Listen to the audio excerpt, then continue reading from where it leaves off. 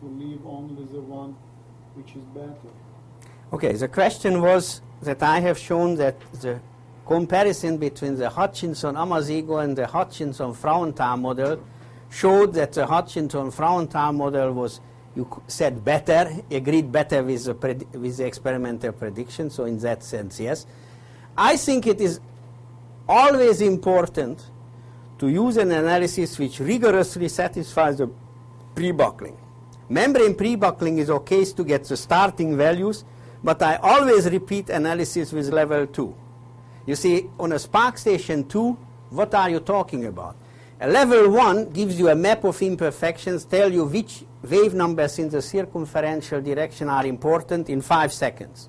So you start with 12 and repeat it with Annelisa. It takes you on the Spark Station, if you sit alone, 27 to 30 seconds to get a solution. You do it for 12. You have to repeat it for 11 and 13 to make sure that that is indeed also the minimum. And then you have included the rigorous pre-buckling solution. There are cases where if you do rigorous pre-buckling solution, the mode shape, the buckling mode shape, changes completely. And that is the correct one, the changed one. Because in real world, you don't have membrane pre-buckling. Because what is membrane pre-buckling? If you take the case of an axially compressed shell, what are you talking about? You compress it here. You know that this thing will shorten and it will get bigger in diameter, right? The Poisson's effect. You learned that in theory of elasticity, right? You compress it this way, it goes that way. Now, membrane pre-buckling means that we let the edges expand so that they assume this shape that I have drawn in black. What happens in the real world is that the edges are fixed. So essentially, in the real world, you will get here a bending effect, which dies out exponentially, right? But this is the edge effect, and this is the correct one. And there are situations where this edge effect is so strong that it will completely change the buckling mode. There are situations, not always, but you have to try it. So you are right. You do first membrane just to get a ballpark, and you repeat it with a level 2 to include the effect of rigorous pre-buckling. Yes?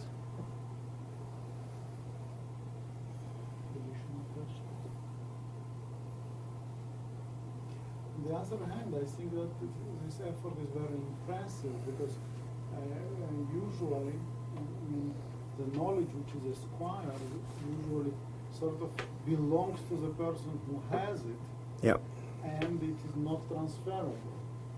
Now, in this means, that is, people can access such a knowledge and use it meaningfully. Yep. In this knowledge. Is it right? Yeah, yes, the question was, I mean, that, okay, the comment was that Professor Elishakoff feels that with this approach, we make the knowledge that exists, that is now readily accessible to a few persons who have kind of followed the history of development of the buckling analysis, that it becomes available to a broader public. Yes, that is precisely the intention, and when the system is a little bit more advanced, there will be also help files where you can essentially, if you want to do buckling of ring-stiffened shell, you can switch to it and read warnings, things that might happen, things that you have to watch for. If you have another situation, the same thing, so that you don't have to fall into the same trap that other people have fallen before you. Can we access from our computers this deco? If I give you a account, and if you have money to pay for the communication link, you can, yes.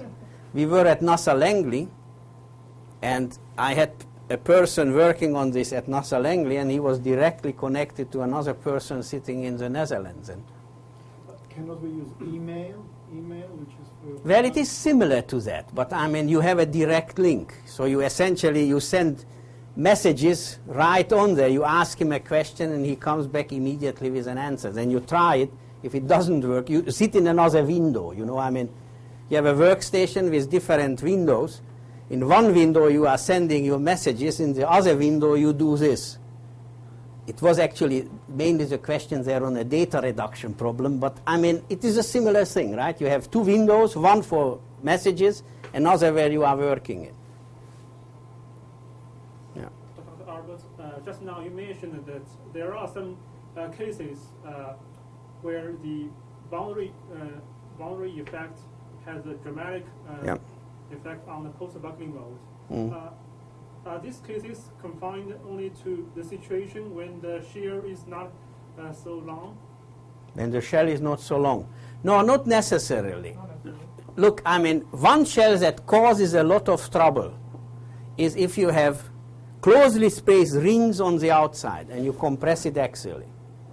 If you do level 1 solution on it, it will tell you the lowest buckling load is so much, and what is the buckling mode? It is very short wave axisymmetric. And whenever you see that, if you are experienced, you know I am in trouble, because if I switch to nonlinear pre-buckling, I will get edge buckling. And that's precisely what is edge buckling. Okay, I will sketch you this situation. So here is the shell. It has a bunch of rings on the outside, which I shall not draw because it gets too confusing. You compress it. The buckling mode is like this. Level 1. Rings. Now, if you now switch to nonlinear pre-buckling, the buckling mode will be something like this. So and you have asymmetric. You have, let us say, 10 or 15 waves in the circle. So it goes in and out, right at the edge. And this is completely different than that one. And if you don't do rigorous pre-buckling, nonlinear you don't pick it up. What is more, it is very easy to miss this with finite element codes, like Adina or you name it, okay? If you use just membrane pre-buckling. Even if you switch to nonlinear pre-buckling and you use uniform spacing, right, you will miss it. Because all the action is here. You have to put fine enough mesh right at the edge to pick it up. And that's once again an information that you get out of these simple modules. Don't we have to have, say, a simplistic on one hand, as if, and on the other hand, more rigorous approach? We have differential equations, boundary conditions, we have to satisfy everything. Yeah. Well, that's exactly the case that I outlined for you. I said, Donnell type equations, I can solve it very simply by assuming membrane pre-buckling and trigonometric buckling mode. I get an algebraic eigenvalue problem. That's level 1. What have I neglected? I have neglected that the pre-buckling solution, I didn't satisfy it rigorously, no edge effect. One fault that I made that can cause me trouble. The second one, I didn't satisfy the boundary conditions rigorously. I satisfied approximately, if SS3 is okay. Now, the interesting thing is if you go to Stringer-Stiffen shell, it doesn't really matter that much whether you satisfy the pre-buckling rigorously, yes or no, because its buckling mode is 1/2 wave in the axial direction, several waves in the circumferential. Both membrane pre-buckling and rigorous, not so much difference. But it will make a heck of a difference here. Because if you have membrane pre-buckling, you get that with a bunch of very short wave buckling mode. And if you go to rigorous, it will be asymmetric and it will be edge buckling. And once again, as I said, the same thing happened, the same thing we observed with certain anisotropic shells, or composite shells also. If it gives you the lowest is axisymmetric, you should have a warning light that comes on in your brain and you say, aha, I might have edge buckling. And you have to look for it with a level 2 code and you get it.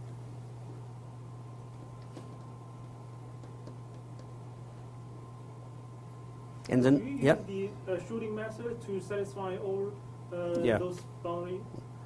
In Anelisa, the level 2 code Anelisa that I use, and also that code from NASA that Jerry Cohen developed, SRA, both use parallel shooting over a number of intervals to satisfy. So we numerically integrate the differential equation.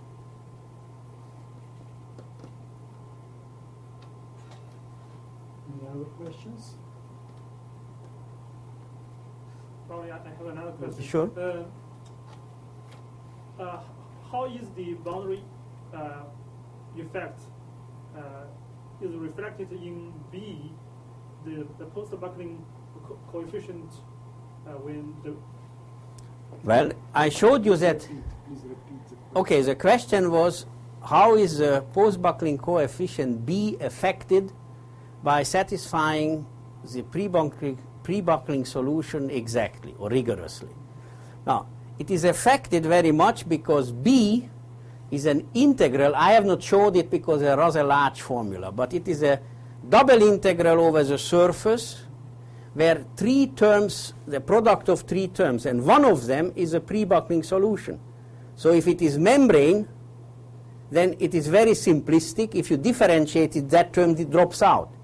If it is rigorously solved for, like here, then it is a variable quantity in x, and there are locations where the slope of it is large. So it can affect the B factor quite a bit.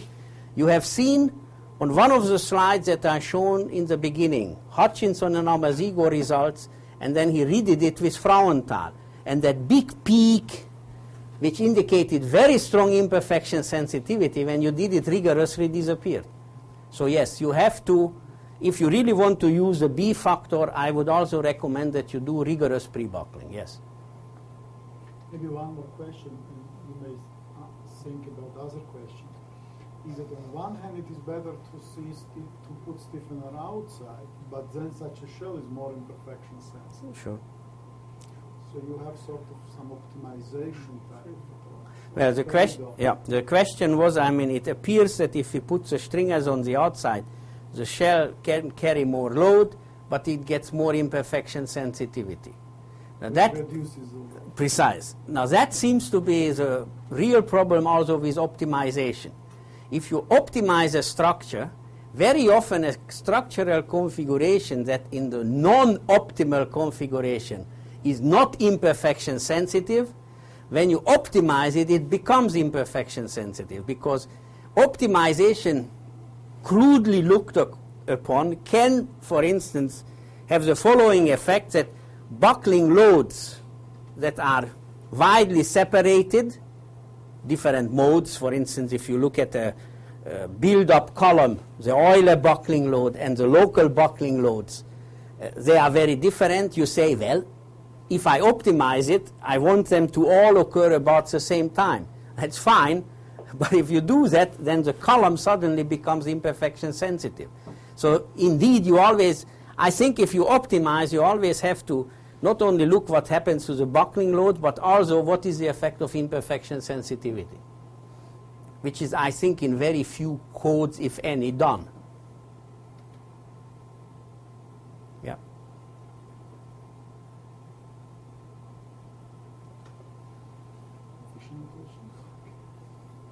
Because we have some time. Okay, if there are no questions, thank you very much. Very We'll be welcome. continuing to listen tomorrow. Yeah.